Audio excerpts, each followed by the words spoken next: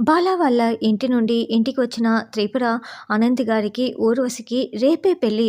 ఇందాకే ముహూర్తాలు పెట్టుకున్నారు అని త్రిపుర చెప్పటంతో ఇక తాతయ్య, గాయత్రి చాలా చాలా బాధపడుతూ ఉంటే, త్రిపుర వాళ్ళ పిన్ని వాళ్ళు మాత్రం చాలా చాలా సంతోషపడుతూ ఉంటారు.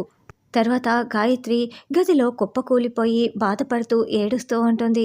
అప్పుడే త్రిపుర గాయత్రి దగ్గరికి వచ్చి ఏడవకే అని ధైర్యం చెప్తూ ఉంటుంది. అక్క, ఏడవకుండా ఎలా ఉంటానక్క, గుండెంతా కోసినంత బాధగా ఉందక్క, మరి ఏడవకుండా ఉండాలంటే నా వల్ల కావటం లేదక్క.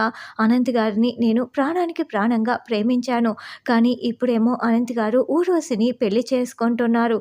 అంటే నాకు ఇక జీవితాంతం ఈ బాధ, ఈ గుండె కోత తప్పదు కదక్క, తప్పదు అని గాయత్రి ఏడుస్తూ ఉంటుంది. తర్వాత రోజు అనంత్ ఊర్వశికి దగ్గరుండి మంగళ స్నానాల్ని చేయిస్తూ ఉంటారు.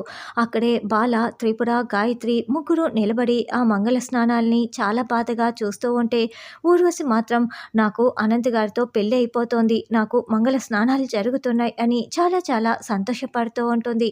మంగళ స్నానాలు చేయించుకుంటున్న అనంత్ మాత్రం గాయత్రి వైపు కోపంతో రగిలిపోతూ చూస్తూ ఉంటారు. చాలామంది వీడియో సబ్స్క్రైబ్ చేయకుండా చూస్తున్నారు. దయచేసి లైక్ చేసి సబ్స్క్రైబ్ చేసి ఛానల్కి సపోర్ట్ చేయగలరు.